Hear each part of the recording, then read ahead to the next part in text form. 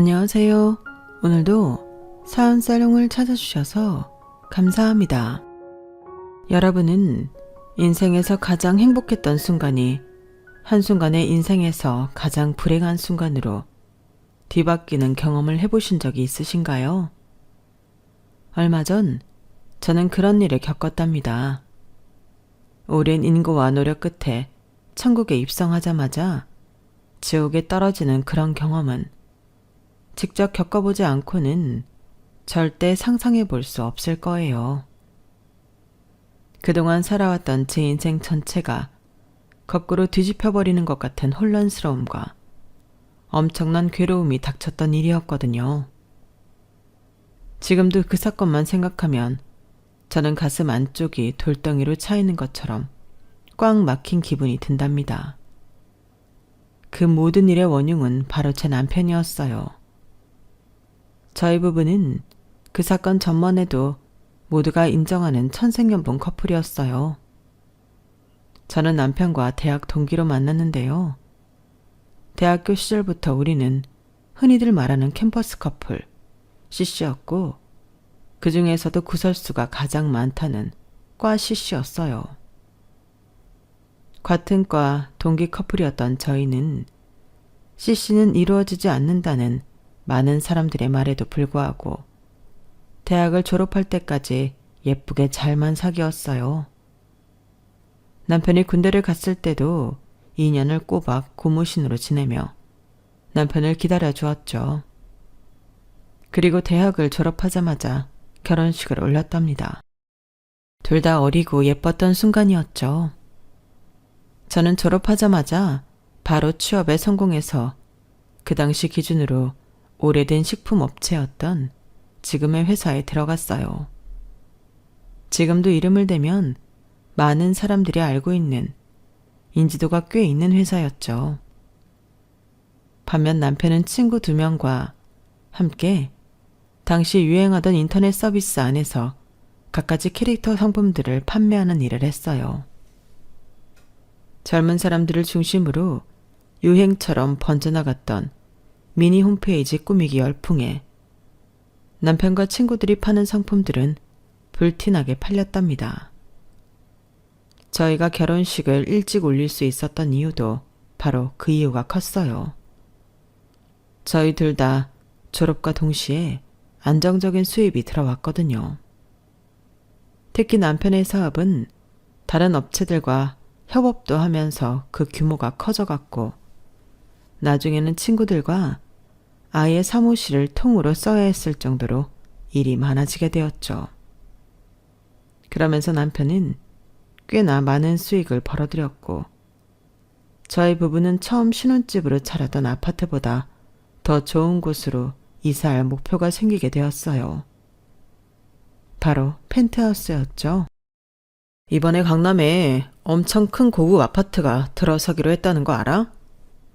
얼핏 들었던 것 같아. 뭐 얼마나 좋은 아파트길래 다들 얘기하나 몰라? 내가 신혼 초에 이 집으로 올 때 당신한테 더 좋은 곳으로 이사하게 해준다고 했지? 조금 있으면 그 약속 지킬 수 있을 것 같아. 그게 무슨 말이야? 그 새로 지어진다는 아파트 펜트하우스로 이사가자. 뭐? 아무리 사업이 잘 된다고 해도 당장 그게 가능해? 거래처가 점점 많아지고 있어. 지금 우리 수익이 3배, 4배씩 올라가고 있다니까? 앞으로 우리 사업이 지금보다도 더 커지게 되면 내가 당신 평생 사모님 소리 들으면서 살게 해줄게. 나만 믿어. 남편의 말처럼 그때는 정말 곧 있으면 이사를 갈 줄 알았어요. 하지만 저희 부부의 들떴던 마음은 얼마 지나지 않아 산산조각 나버리고 말았습니다. 남편의 사업이 하루아침에 공중분해 되어버렸거든요. 같이 사업을 하던 친구들 중 한 명이 배신을 하고 회사 자금을 빼돌려 달아난 것이었죠. 게다가 거래처에서도 사기를 쳐 계약금을 엄청나게 뜯어갔다고 해요. 당장 업무 운영을 회복하느라 급급한 남편과 또 다른 동업자 친구에게 거래처 사람들이 몰려와 항의를 하고 미처 제대로 손볼 틈도 없이 회사는 완전히 주저앉게 된 것이었죠. 그나마 다른 친구 한 명이 곁에 있어 서로 힘든 상황을 견디며 이겨내려고 했어요. 하지만 그 친구 역시 2달 만에 해외로 야반도주를 해버렸고 남아있던 남편에게만 그 빚들이 전부 돌아왔죠. 남편과 저는 한동안 빚쟁이들에게 밤낮 없이 시달렸어요. 휴대폰을 꺼놔도 집으로 전화가 오고 그것도 받지 않자 어떻게 알았는지 제 핸드폰으로도 전화가 걸려왔죠. 심지어는 한밤중에 집 앞으로 찾아오기까지 했어요. 저희 집 문을 사정없이 발로 차고 두드리며 남편에게 나오라고 소리를 지르더군요. 결국 남편이 나가서 무릎을 꿇고 싹싹 빌면서 겨우 그 사람들을 돌려보낼 수가 있었어요. 사장님들, 제발 진정하세요. 죄송하지만 저도 피해자입니다. 임 사장 그놈이 회사 자금을 전부 빼돌려서 저랑 김 사장 뒤통수를 친 거예요. 그리고 김 사장도 해외로 도피했지 않습니까? 전 그러지 않겠습니다. 지금 당장 그 돈을 다 갚을 수 있겠다 말씀드릴 수는 없어요. 하지만 시간이 걸려도 제가 그 돈 꼭 갚겠습니다. 제발 이러지 말고 돌아가 주세요. 제가 제 가족을 걸고 맹세하는데 반드시 돈 다 갚겠습니다. 그 이후 남편은 어떻게든 하던 사업이라도 다시 시작해보려고 애를 썼는데요. 설상가상으로 남편의 사업 아이템이 사용되는 온라인 플랫폼마저 서비스를 종료하면서 하던 일도 지속할 수가 없었어요. 당장 마음이 급하니 나가서 막노동이라도 한동안 하던 남편은 결국 몸이 버티지 못해 무너지고 말았어요. 면역력이 떨어지면서 대상포진에 걸리고 만 것이었죠. 통증이 너무 심해 한동안은 일도 못하고 꼼짝없이 치료에만 전념해야 했어요. 마침 그때 뒤늦게 저희의 이런 사정을 아신 친정 부모님이 서울로 올라오셨는데요. 친정 부모님은 남편에게 안 좋은 소리는 못하시고 얼른 다시 건강해지라며 손등만 한동안 토닥여 주시다가 가셨어요. 그리고 저만 따로 불러 빚 갚고 치료비와 생활비로도 쓰라며 2억을 지원해 주셨습니다. 나중에 알고 보니 부모님이 가지고 계시던 땅을 팔아서 지원해 주신 거였더군요. 남편 앞에서 티를 내진 않았지만 그 돈을 받고 저도 한동안 눈물을 흘렸네요. 친정 부모님의 지원 덕에 저희는 겨우 급한 불은 끌 수가 있었어요. 갑자기 제가 억대 금액을 들고 와 상황을 정리하자 눈치 빠른 남편은 그 돈이 친정 부모님이 주셨다는 걸 알아채고 굉장히 괴로워했어요. 자신이 죽을 죄라도 지은 것 마냥 어느 날 밤 나지막한 목소리로 저에게 미안하다고 사과를 했죠. 저는 그런 남편에게 당연한 일이라며 신경 쓰지 말라고 위로를 해주었습니다. 남편의 잘못이 조금이라도 있었으면 저도 원망하는 마음이 들었을 수 있는데 그게 아니라서 저도 남편을 진심으로 품어줄 수 있었던 것 같네요. 남편은 그런 저에게 고맙다며 더 이상 불편한 티를 내진 않았지만 여전히 잠을 잘 못 자고 스트레스를 굉장히 받는 것 같더군요. 당장 남편의 건강 상태도 그렇고 갚아야 할 빚이 아직 굉장히 많았기 때문에 결국 몇 주 뒤 저희는 살던 집을 내놓고 서울을 벗어나 근교의 작은 빌라로 이사를 하게 되었죠. 덕분에 저는 싼값에 중고차를 사서 출퇴근을 하게 되었어요. 이 모든 사달이 나기 전에는 자녀 계획도 세우던 우리였는데 불과 1, 2년 만에 인생이 뒤집혀버리니 솔직히 저도 사람인지라 속으로는 좌절감이 없었던 건 아니었어요. 하지만 남편은 저보다도 훨씬 그 좌절감이 말로 다 못할 정도였을 겁니다. 게다가 가장 친한 친구라고 믿었던 사람에게 배신당해 이 상황이 되었다는 게 남편을 괴롭게 하는 듯 했죠. 남편은 한동안 집 밖으로는 잘 나오지도 못했어요. 가정주부 노릇을 하긴 했지만 항상 기가 죽어 있었죠. 또 하루 종일 뭐 안 먹었어? 아니야, 어제 남은 카레 좀 먹었어. 피곤하지? 얼른 씻고 와. 김치찌개 끓여놨어. 당신 혼자 집에 있을 때도 잘 챙겨 먹으라니까. 용돈도 줬는데 배달이라도 시켜 먹지. 아무것도 안 버는데 무슨, 나 신경 쓰지 마. 하지만 저는 저대로 가정 노릇을 하느라, 회사에서 고군분투하느라 남편에게 더 많이 신경 써줄 여력이 없었어요. 추가 근무를 하고 미친 듯이 성과를 올리며 월급을 아무리 벌어봤자 빚 갚는데 대부분이 쓰이니까 남는 것도 없었죠. 최소한의 생활비로만 생활하며 외식 같은 건 꿈도 못 꾼 채 저희는 그렇게 그곳에서 2년 넘는 기간 동안 조용히 살았습니다. 특히 남편은 망가진 몸을 회복하느라 거의 생채식만 하면서 식단을 조절했죠. 2년이 넘어가던 시기에 남편의 몸은 건강을 거의 다 회복했고 드디어 다시 일을 시작하더군요. 처음 시작하게 된 일은 대리운전이었어요. 저는 처음에는 남편의 몸이 버티지 못할까봐 걱정이 이만저만이 아니었는데 남편의 말로는 똑같이 몸을 쓰긴 하지만 막노동보단 훨씬 낫다고 해서 말리기를 멈추었죠.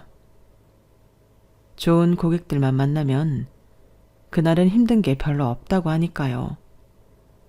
그러더니 얼마 뒤에는 낮에도 일을 구해 건물 관리직으로 일을 했어요. 남편은 자기가 그래도 아직 젊어서 일들이 구해지는 게 다행이라며 저에게 긍정적으로 말을 하더라고요. 저는 남편이 다시 기운을 차린 것이 엄청난 발전이라고 생각했고 지난 과거의 아픔에 빠져있는 것보다 훨씬 다행이라고 느껴졌죠. 그래서 남편을 응원해주며 혹시나 몸에 무리가 갈까봐 항상 건강식을 챙겨줬어요. 마늘즙이니 도라지니 하는 것들을 늘 끊이지 않게 두면서요. 남편이 일을 시작하자 확실히 생활이 훨씬 좋아지더군요. 4년 정도 그렇게 둘이 같이 돈을 버니 빚도 전보단 줄어들었고요. 몇 년 동안 성실하게 채무를 이행한 남편을 보고 몇몇 빚쟁이들이 고생한다며 일부 빚을 탕감해주기도 했어요. 하던 돈벌이를 지속해야 하는 건 변함이 없었지만 그래도 남편의 진심을 알아준 사장님들 덕에 남편과 저는 눈물을 훔쳐가며 감사해 했어요. 너무 다행이야. 당신 그동안 너무 고생 많았어. 사장님들이 당신의 진심을 알아봐 주셔서 너무 다행이야. 고마워. 이게 다 당신 덕이야. 당신 아니었으면 난 다시 일을 시작할 수도 없었을 거야. 아니야. 당신 건강한 것만으로도 나는 감사해. 그동안 당신 나 뒷바라지 해주느라 너무 고생 많았어. 내가 앞으로도 쉬지 않고 일해서 빚도 다 갚고 당신 고생시키지 않을게. 조금만 더 기다려줘. 예전에 우리 펜트하우스 가기로 했던 거 기억나? 됐어. 깨끗하고 조금 더 넓은 곳으로 이사할 생각만 하자 지금은. 아니야. 내가 다 계획이 있어. 예전에 돈이 많았을 때는 별 생각 없이 펜트하우스가 좋다고 하니까 들어가 보자 싶은 마음이었는데 지금은 아니야. 난 꼭 거길 들어가야겠어. 기대해. 그렇게 저에게 미래를 약속한 남편은 얼마 뒤 새로운 사업을 시작할 계획을 세우기 시작했어요. 저는 그 모습을 보며 솔직히 불안했죠.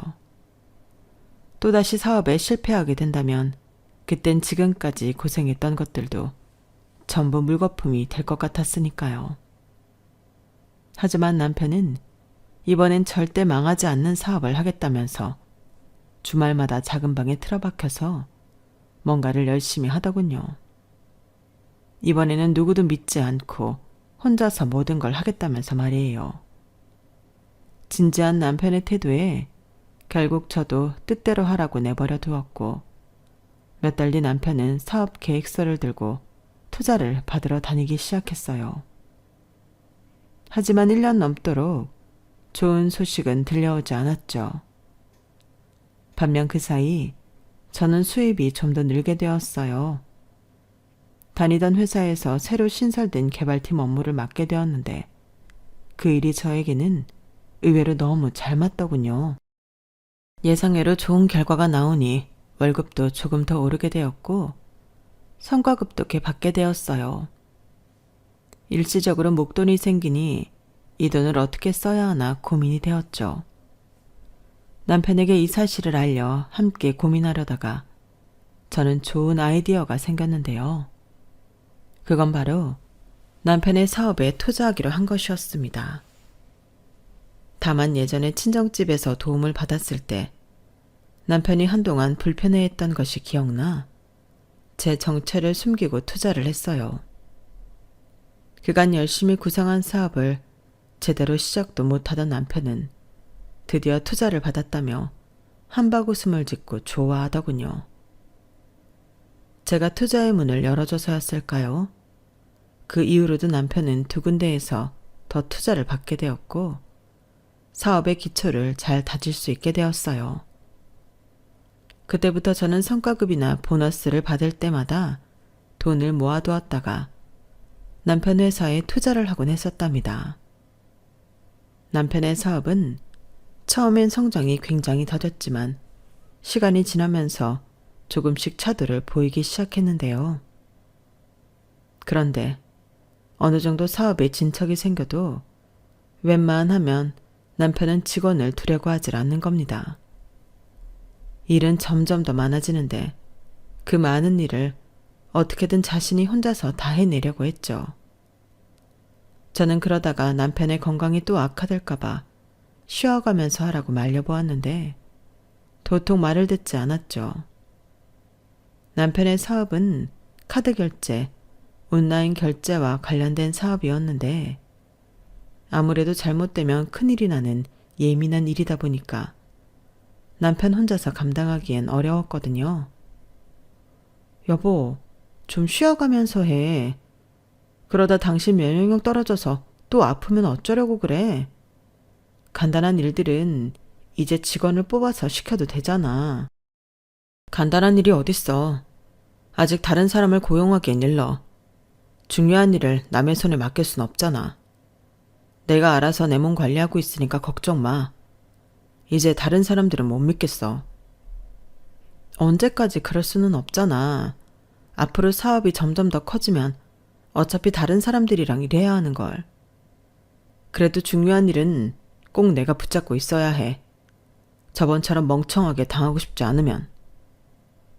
남편은 몇 년 전 사업에서 친구에게 배신을 당했던 게 큰 트라우마로 남았는지 예상보다 업무 시간이 지체되어 몇 날 며칠 밤을 새우는 한이 있더라도 절대 다른 사람을 고용하지 않았어요. 결국 몸이 버티질 못하고 대상포진이 다시 일어나도 약을 먹어가며 버텼죠. 제가 아무리 말려보아도 절대 고집을 꺾지 않더니 본인이 계획한 시점이 오자 그제야 사람을 구하기 시작했어요. 다행인 것은 남편의 노력에 하늘도 감동을 하셨는지 남편의 사업이 점점 잘 되어갔다는 것입니다. 한두 명씩 늘던 직원은 어느새 5명이 되어 그럴듯한 사무실 모양새를 갖추게 되었죠. 점점 남편의 사업은 날개를 달기 직전인 것처럼 성장하더니 스마트폰을 통해서도 결제가 가능한 기술이 나오자 엄청난 대박을 터뜨리게 되었어요. 남편의 회사엔 일이 끊이질 않았고 점점 더 전문 지식을 가진 직원들이 늘어나게 되면서 사업을 크게 확장하기도 했죠. 남편의 수입은 한순간에 고공행진을 하게 되었어요. 그리고 그제서야 저희 부부는 그간 저희의 발목을 잡고 있었던 빚을 전부 갚게 되었답니다. 무려 10년 만이었죠. 그날 저희는 하던 일도 그만두고 회사를 나왔어요. 지난 10년 동안에 힘들었던 과거가 전부 떠오르면서 도저히 일을 할 수 없을 만큼 눈물이 났기 때문이에요. 집에 도착하니 남편 역시 마찬가지였죠.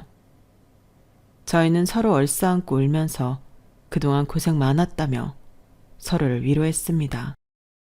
도저히 끝나지 않을 것 같던 긴 어둠 끝에서 빠져나온 기쁨은 이루 말할 수 없는 기분이었죠. 하지만 그 기쁨은 얼마 가지 않았어요. 기쁨이 채 가시기도 전에 저희 부모님을 보내드려야 했기 때문이었죠. 하늘도 참 무심하시지. 저희가 이제야 드디어 부모님께 효도도 드리고 즐거운 시간을 보낼 수 있는 여유가 생기자마자 사고가 터지게 된 겁니다. 원래 저희 부모님이 주말이면 함께 차를 타고 근교로 나가셔서 커피도 마시고 주변 산책도 하고 돌아오시곤 했는데 그날도 그렇게 즐거운 시간을 보내고 오는 길에 교통사고가 난 것이었어요. 저희 부모님은 두 분 다 그 자리에서 돌아가셨고 장례식장에 도착한 저는 하염없이 눈물을 흘리는 것 외엔 아무것도 할 수 없었어요. 엄마, 아빠, 이렇게 가버리면 어떡해. 내가 그동안 나 살기 바빠서 효도 한번 제대로 해드리지도 못했는데 이제야 좀 빛을 보게 되어서 엄마 아빠한테 잘해드리려고 했는데 이렇게 빨리 가버리면 어떡해. 내가 미안해. 내가 조금 더 일찍 제기해서 장인어른 장모님 잘 챙겨 들었어야 했는데 당신 잘못 없어. 자책하지 마. 아니야. 당신 잘못 아니야. 그냥 내가 마음이 아파서. 남편은 그런 저를 안아주면서 제가 울음을 그칠 때까지 위로해 주었어요. 뒤늦게 도착한 남동생도 저와 함께 눈물을 흘리며 오열했죠. 남동생도 자기가 해준 것이 없다며 후회 가득한 울음을 토해냈고 첫날은 저희 가족 모두 슬퍼하느라 정신없이 보낸 것 같네요. 이튿날부터 겨우 정신을 차린 저희는 그제서야 다른 조문객들께 인사를 드릴 수 있었어요. 다들 저희 부모님의 갑작스러운 부고에 함께 가슴 아파해 주셨고 저희를 따뜻하게 위로해 주셨죠. 발인 하루 전날 늦은 시간까지 남아있던 조문객들이 전부 돌아가시고 저와 남동생, 남편만 셋이 남아있게 되었어요. 몸은 지치고 기운이 없는데도 잠은 안 오더군요. 남동생과 남편 역시 조용히 앉아만 있었고 저는 그때까지 마음에 계속 걸리던 말들을 털어놓았어요. 엄마, 아빠 계속 그렇게 낡은 차 타고 다니게 되면 안 됐었는데 두 분 연세도 있는데 경차만 끌고 다니시는 게 안 그래도 항상 불안했었거든. 그게 자꾸 마음에 걸리네. 할 수만 있었다면 큰 차로 바꿔드리고 싶었는데. 아니야. 경찰서에서도 보험사에서도 그랬잖아. 큰 차였어도 생존 확률 낮았다고. 누나 탓 아니야. 그리고 그런 건 내가 했었어야 맞지. 누나는 아빠 백내장 수술비도 해드리고 엄마 치료비도 다 해드렸었잖아. 차는 내가 바꿔드렸어야 했는데. 잠깐만. 처남, 방금 뭐라고 했어? 매형 모르셨어요? 누나가 엄마랑 아빠 아플 때마다 병원비 대줬었던 거? 남편 사업 초기에는 여윳돈이 생길 때마다 남편 사업에 투자를 했었지만 부모님이 편찮으시면 저는 그 돈을 부모님 병원비로 드렸어요. 전부터 보너스나 성과급으로 나오는 여윳돈에 대해서는 남편에게 말을 안 하고 투자하던 게 습관이 되어서 그런지 부모님 치료비 드리는 것도 별 생각 없이 남편에게 말을 안 하고 있었어요. 하지만 그걸 말하지 않은 게 저는 별로 대수롭지 않은 일이라고 생각했는데 남편은 아니었나 봅니다. 갑자기 저에게 잠깐 나가서 얘기하자고 하더군요. 남편과 병원 밖으로 나가면서도 저는 남편이 화가 났다는 건 전혀 인지하지 못하고 있었어요. 그런데 병원 밖으로 나가자마자 남편은 저에게 화를 내기 시작하는 거예요. 당신, 그동안 나를 속였어? 뭐?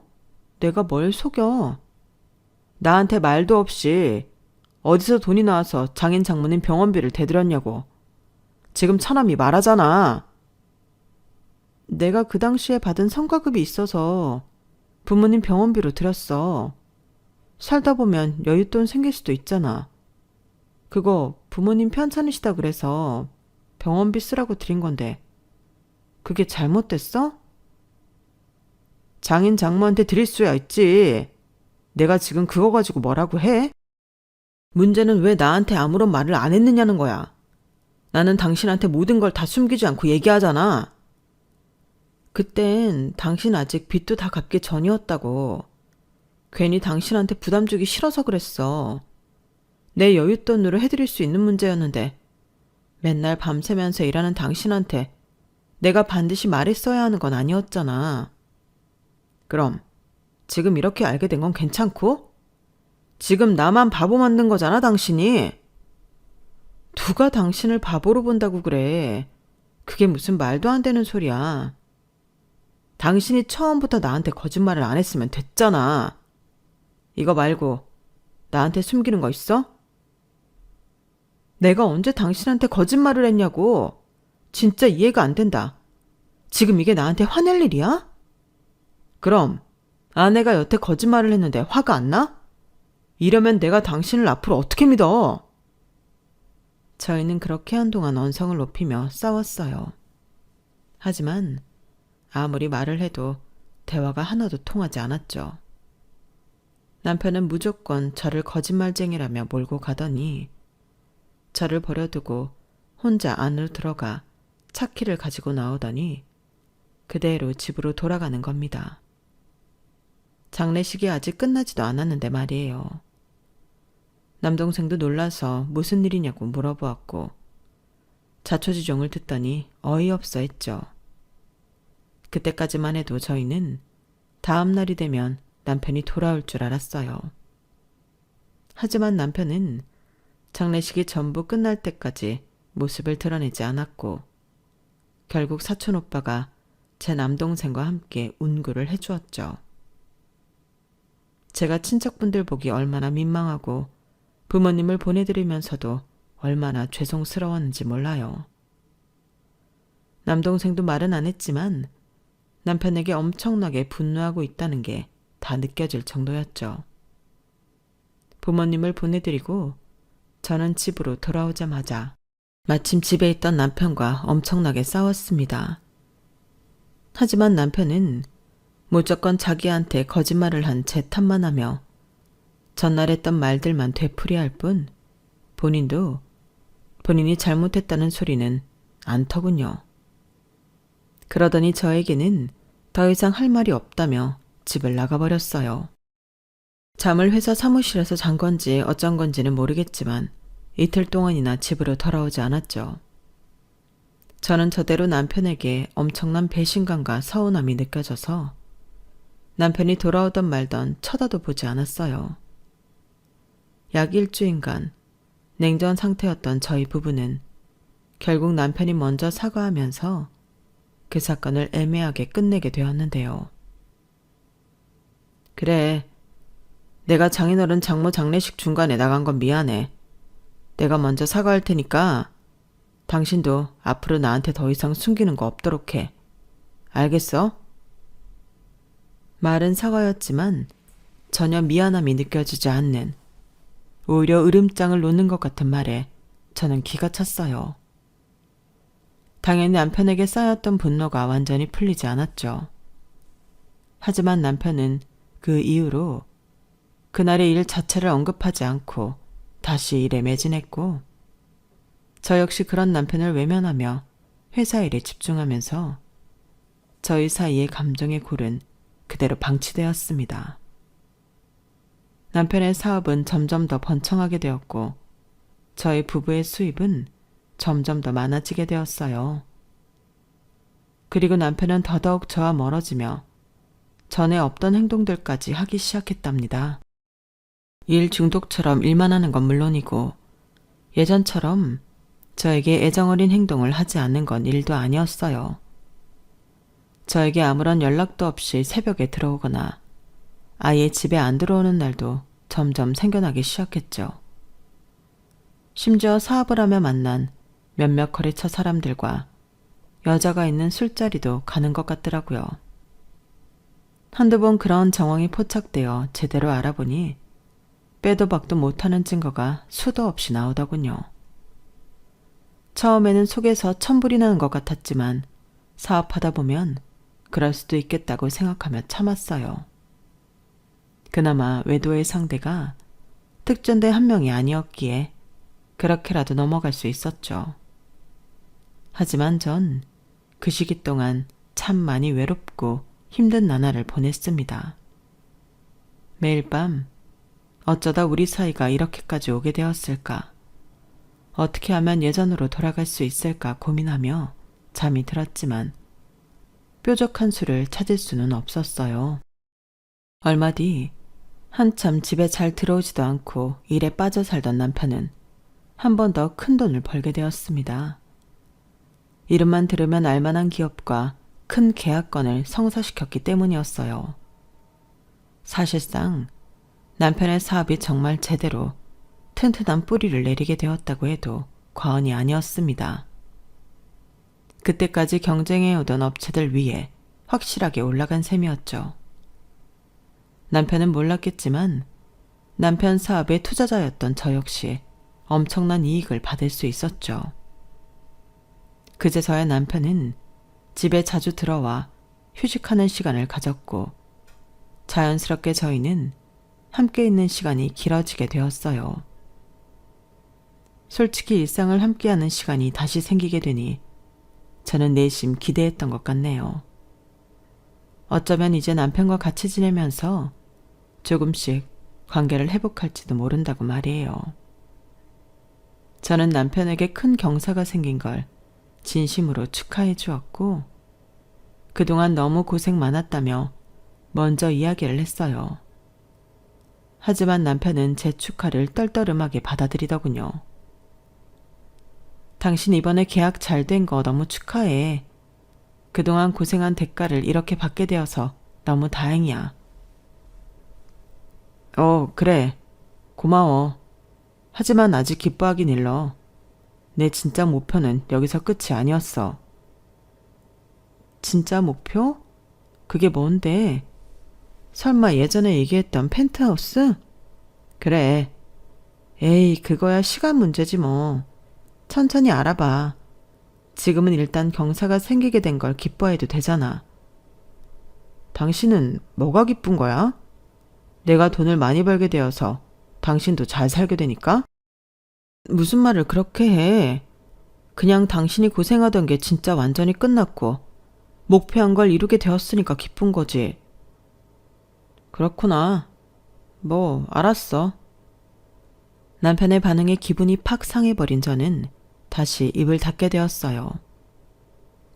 얘기가 잘 풀렸다면 과거 제가 남편 회사에 투자했었다는 내용을 말했을 것 같은데 남편이 대화 자체를 잘 끌어가지 않고 단절시켜버리니 말을 꺼낼 수가 없었죠.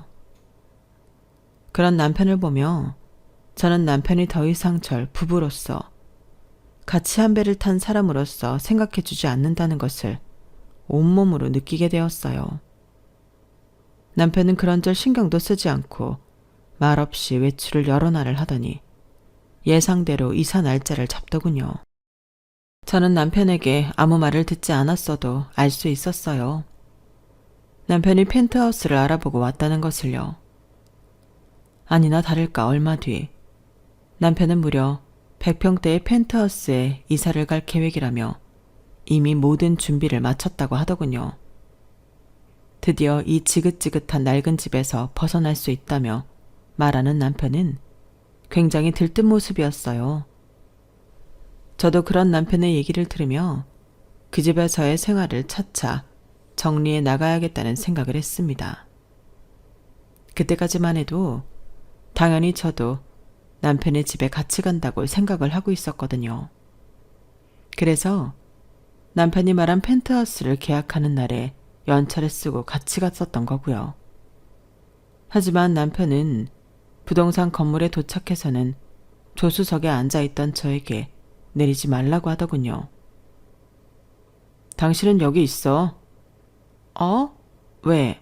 같이 안 가? 같이 갈 필요가 없잖아. 당신이랑은 아무 상관도 없는 건데. 뭐라고? 나랑 왜 아무 상관이 없어? 당신이 가져온 도장은 여기에나 찍어. 남편은 당최 알아들을 수가 없는 말들을 하더니 품속에서 종이 하나 꺼내어 저에게 넘겨주었어요. 그 종이를 펴본 저는 너무 놀라 온몸이 굳어버리고 말았습니다. 아무리 우리 사이가 예전만 못하다고 해도 이 사람이 저에게 이혼장을 내밀 줄은 꿈에도 몰랐거든요. 눈으로 보고도 믿을 수 없어서 남편에게 이게 뭐냐고 바보같이 물어보았죠. 그러자 남편은 어이없다는 듯이 웃으며 이렇게 말하는 것이었어요. 참나. 그럼 내가 뼈 빠지게 일해서 번 돈을 당신하고 나눠 가질 줄 알았어? 그 피 같은 내 돈을? 당신도 참 뻔뻔하다. 당신이 예전부터 나랑 같이 펜트하우스 가자고 그렇게 호언장담을 했었잖아. 근데 이제 와서 나만 빼놓고 펜트하우스에 들어가겠다는 거야? 그건 내가 당신을 내 아내로 100% 신임하고 있을 때나 유효한 말이었지. 내가 왜 못 믿을 사람한테 내 돈으로 산 집을 공유해야 돼? 그럼 지금껏 당신 혼자 고생했다 이 말이야? 내가 10년이 넘는 시간 동안 당신 옆에서 얼마나 뒷바라지를 해줬는데. 어쨌든 난 피 같은 내 돈으로 당신의 호사를 누리게 하고 싶지 않아. 나 계약하고 오는 동안 여기 앉아서 이혼장에 도장이나 찍고 있어. 남편은 그 말을 끝으로 차 밖으로 나가버렸고 혼자서 펜트하우스 계약을 하러 들어가 버렸어요. 저는 차 안에 혼자 남겨졌죠. 남편이 건물 안으로 들어가자마자 왈칵 눈물이 나더군요. 지난 10년이 넘는 기간 동안 우리가 함께 고생하고 서로를 위해 희생하며 위기를 잘 극복했다고 생각했는데 그 세월들이 전부 부정당하는 것 같았죠. 눈물이 먹고 나니 엄청난 배신감과 분노가 일었고 남편에게 당하고 있을 수만은 없다는 생각이 들었습니다. 남편에게 제대로 된 복수를 해야겠다는 마음이 불길처럼 번져나갔죠. 마침 그때 남편이 차로 돌아왔어요. 남편은 아직까지 이혼장을 들고만 있던 저에게 빨리 도장을 찍으라고 짜증을 부렸어요. 마침 생각이 끝났던 저는 남편이 짜증을 내자마자 즉시 가방에서 도장을 꺼내 이혼장에 도장을 찍어주었죠. 됐지? 그 긴 세월을 같이 있었는데 결국 이렇게 아내를 배신하는 비겁한 인간이었다니 정말 어이가 없다. 그렇게 없는 죄를 뒤집어 씌우면 내가 흔들릴 줄 알고? 이 100평대 펜트하우스는 온전히 내 것이어야 해. 당신과 조금도 나눠줄 수 없어. 미안하지만 지금 당장 이혼해줘야겠어. 가까운 법원으로 바로 가자. 남편의 말에 저는 갑자기 웃음이 터져 나왔습니다. 아무것도 모르고 있는 그 꼴이 너무 우스웠어요. 제가 갑자기 깔깔거리며 웃자 남편은 갑자기 어리둥절한 얼굴로 절 보았어요. 저는 눈물이 날 정도로 웃으며 이혼장을 들고 차에서 내려 도로로 나왔어요. 남편은 허겁지겁 차에서 내려 절 따라왔죠. 뭐야? 뭐 하는 거야 갑자기? 뭐 하긴? 당신 말대로 이혼장 지금 바로 접수하려고 그러지. 그치만 당신이랑 같이 갈 이유는 없잖아? 난 따로 택시 타고 갈 테니까 그런 줄 알아. 그거야 상관없다만 당신이 이혼장을 접수할지 말지 내가 어떻게 믿어? 같이 가서 접수해야지. 갑자기 미친 사람처럼 웃으면서 그러면 내가 당황할 줄 알았나 본데. 당신이 무슨 짓을 해도 난 오늘 반드시 이혼장 접수할 거야. 걱정 마. 이제 당신보다 내가 더 이혼하고 싶어졌으니까. 당신이 그렇게 평생 꿈꾸던 펜트하우스 제대로 들어가 보지도 못하고 그대로 뺏길 생각하니까 너무 웃겨서 말이야. 그게 무슨 소리야? 우리가 이혼하면 당신 재산은 어떻게 될 것 같아? 당신이 그간 거래처 접대랍시고 여자랑 만나고 다닌 거 나한테 증거가 차고 넘쳐. 지금 우리 사이에 유책 배우자가 누구인지 감이 안 잡혀? 당신한테 위자료만 받아도 집 한 채는 거뜬히 사겠다. 뭐? 내가 언제 여자를 만나?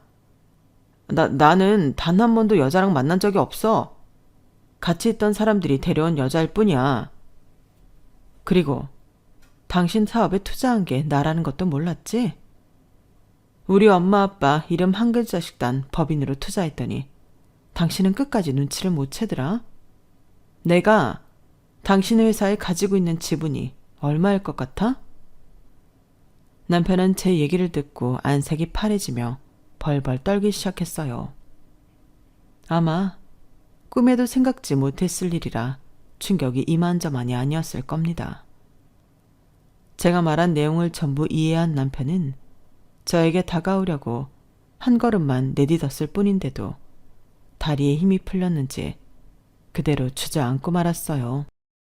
마침 택시가 잡힌 저는 무너져 내린 남편을 뒤로하고 그대로 이혼장을 접수하고 나왔습니다. 그리고 바로 다음 날부터 남편을 무너뜨리기 시작했죠. 저는 그동안 차곡차곡 모아두었던 남편의 외도 증거를 들고 명성이 자자한 법무법인 회사를 찾아갔고 남편에게 곧바로 위자료 소송을 걸었어요. 그리고 남편 회사에 있던 제 지분을 들고 남편의 경쟁회사를 찾아갔죠. 세 군데만 돌았을 뿐인데 다들 엄청난 금액을 제시하더군요. 막말로 부르는 게 값인 상황이었어요. 저는 평생 써도 다 못 쓸 금액을 받고 그 지분을 팔아버렸고 남편의 회사는 제대로 휘청이기 시작했습니다. 이 모든 소식을 들은 남편의 새 거래처였던 대기업이 남편의 회사를 상대로 계약 파기 소송까지 걸면서 남편은 벼랑 끝까지 몰리게 되었어요. 그 모든 소동이 벌어지는 동안 저는 임시로 남동생 집에서 지내면서 조용히 있었어요. 제 모든 이야기를 들은 남동생은 아주 신이 나서 박장대소를 했죠. 누나가 이렇게 제대로 칼춤을 출 줄은 몰랐다며 좋아하는데 저도 남동생과 웃고 떠들며 한참이나 수다를 떨었어요. 그리고 그제서야 긴장 상태로 있던 마음이 편안하게 풀어지더군요. 남편을 제대로 한 방 먹인 것과 별개로 그 모든 일을 겪어오며 저도 몸과 마음이 계속 긴장 상태로 있었다는 걸 그제서야 제대로 알게 되었어요. 남편과의 소송이 저희 대승리로 끝나기 직전 남편은 남동생의 집 앞으로 찾아와 저와 이야기를 하고 싶다고 했어요. 남동생이 어디 사는지는 얘기해 준 적이 없었던 것 같은데 어떻게 수소문해서 찾아왔더라고요. 나랑 한 번만 얘기 좀 해. 당신 그날 이후로 나 한 번도 못 봤잖아. 내가 당신을 왜 봐야 하는데? 당신같이 속이 시꺼먼 인간이 나한테 무슨 짓을 할 줄 알고. 경찰 부르기 전에 얼른 썩 꺼져. 이만하면 됐잖아. 내 인생 이렇게 박살을 내놓고 얼굴 한번 제대로 안 비춰줄 거야? 당신이 이겼어. 당신이 이겼다고. 이제 제발 그만 좀 해. 내가 이렇게 무릎 꿇고 빌게. 제발 소송 좀 취하해줘. 이미 당신이 얻은 게 많잖아. 미쳤어? 승소할 게 뻔한 소송을 내가 왜 멈춰? 펜트하우스씩이나 사신다는 분이 뭐가 불쌍하다고. 지금 나 놀려? 너 일부러 그날 내가 계약서에 도장 찍고 올 때까지 기다렸다가 터뜨렸지. 지금 펜트하우스는 구경도 못 해보고 내 피 같은 돈만 나가게 생겼잖아. 그 순간 문 앞에 서서 남편과 문 사이로 대화하던 제 등 뒤로 남동생이 나타났어요. 남동생은 저보고 나오라고 툭툭 치더니 문을 열고 나가서 남편을 밖으로 밀어냈죠. 처남, 뭐 하는 거야? 말로 해, 말로. 지금 나 치는 거야? 아니, 비키라고. 집에 벌레가 들어오면 원래 밖으로 내쫓잖아? 뭐라고? 지금 나더러 벌레라는 거야? 남편보다 머리 하나가 더 큰 남동생은 남편을 어느 정도 현관이랑 멀리 떨어지게 밀쳐내더니 갑자기 옆구리에 끼고 있던 콜라 1.5리터짜리를 그대로 남편 머리에 부어버렸어요. 남편이 뭐 하는 거냐고 난리를 치자 반대쪽 옆구리에 끼고 있던 까나리 액젓도 그대로 남편 얼굴에 부어버렸죠. 한 번만 더 찾아와서 헛소리하면 그땐 더 맛대가리 없는 거 먹일 줄 알아. 알겠어? 얼른 꺼져. 남편은 끈적끈적한 콜라와 냄새나는 까나리 액젓을 온몸에 두른 채로 씩씩거리다가 별다른 행동도 못하고 집으로 돌아갔어요. 그리고 두 번 다시 저희를 찾아오지 않았죠. 며칠 뒤 저는 예상했던 대로 남편과의 소송에서 엄청난 금액의 위자료를 받게 되었고 남편은 말 그대로 한순간에 길거리에 나앉고 말았답니다. 저는 절 도와준 남동생에게도 작은 집 한 채를 해주었고 저는 다니던 회사 근처에 집을 구해 살게 되었어요. 평생 일을 안 해도 될 만한 재산이 생기긴 했지만 이제 남편도 없는데 혼자서 놀기만 하면 적적할 것 같아 회사는 간두지 않고 있습니다. 그리고 제가 하던 일이 저랑 잘 맞아서 재미있기도 했거든요. 이 모든 사건들이 다 지나고 나니 그동안의 인생이 참 단안했고 허무하기도 했다는 생각이 드네요. 그리고 제가 그동안 참 저에게 있는 것들을 누리지 못하고 살았구나 싶은 생각도 들었어요. 단순히 돈뿐만 아니라 이 나이 때에만 즐길 수 있는 그런 것들을요. 요즘은 외국어 스터디 모임도 나가고 수영도 배우며 하루하루를 알차게 살아가고 있습니다. 새로 사귀게 된 외국인 친구들이랑 자주 모임을 갖기도 하면서요. 올해 말에는 해외로 여행을 가서 마음껏 수영을 즐기고 올 계획도 세워놨답니다. 지금까지 저의 이야기를 들어주셔서 감사합니다. 저는 앞으로는 저 자신만 생각하면서 살아가려고 해요. 너와 같은 혹은 비슷한 어려움을 겪으신 모든 분들도 저처럼 의미 없는 관계는 딱 잘라내고 자기 자신의 인생에 집중하는 시간을 가지게 되시길 바랍니다. 행복하세요. 여러분, 사연 댓글에 응원과 현명한 조언 부탁드려요. 좋아요와 구독은 저에게 큰 힘이 됩니다. 오늘도 좋은 일 가득하세요.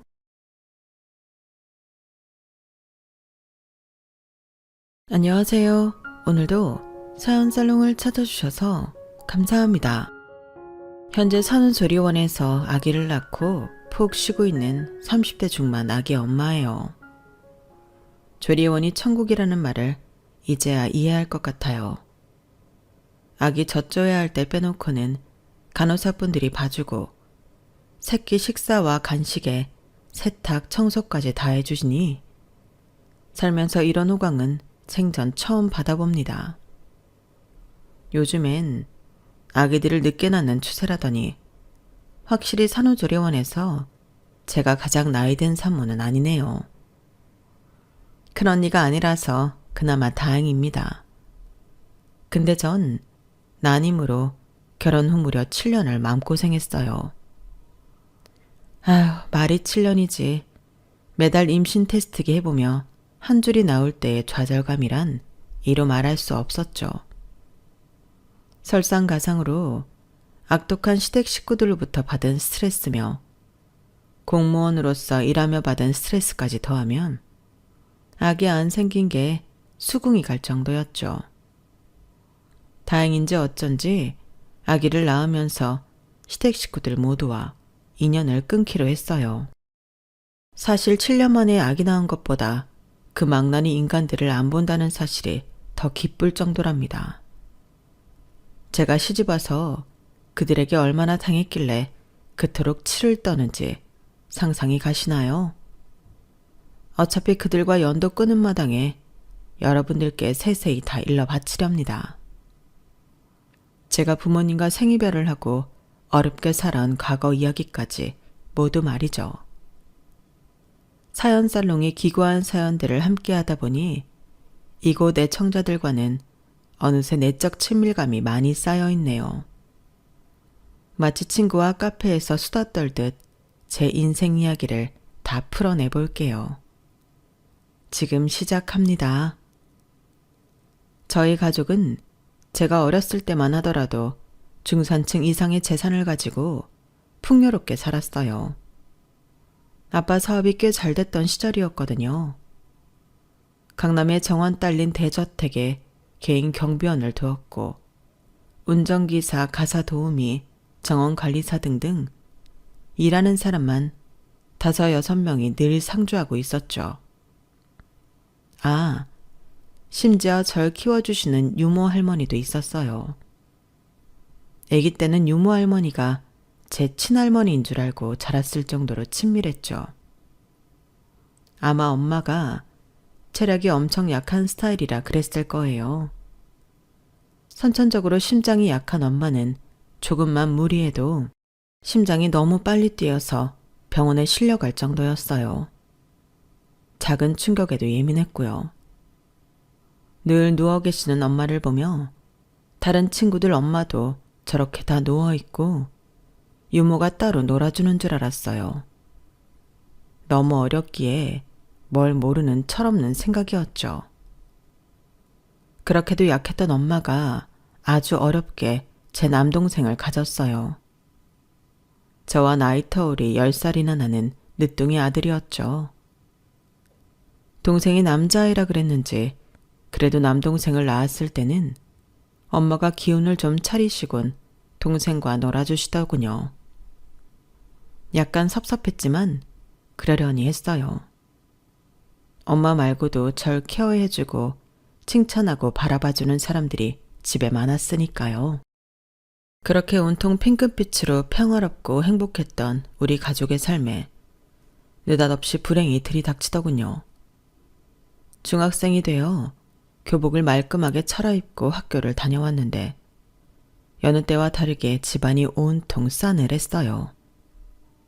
늘 북적이며 집안 곳곳에서 일을 해주던 사람들, 날 공주님 대접해주며 케어해주던 유모 할머니도 온데간데 없었어요. 대신 온 집안에는 빨간 딱지가 덕지덕지 붙어 있었죠. 이게 다 뭐야? 엄마 어딨어요? 유모 할머니, 다 어디 간 거예요? 역시나 저처럼 놀라서 얼굴이 시퍼래진 엄마가 방에 누워있다가 나와서 말씀하셨어요. 지연아, 아빠가 하시던 사업이 잘못됐나 봐. 이 집이며 돈 되는 물건들은 모조리 경매로 넘어간다는구나.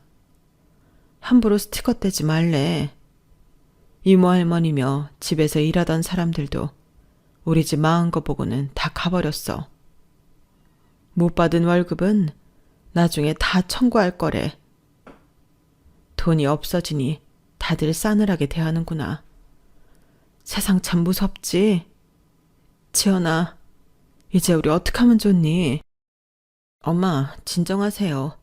지은이도 아직 어린데 엄마 아빠랑 제가 정신 발작 차리고 있어야죠. 이제 일하는 사람들 없이 우리 가족끼리 똘똘 뭉쳐서 살면 되죠. 뭔 걱정이에요, 엄마. 심장에 무리 가니까 그만 우세요.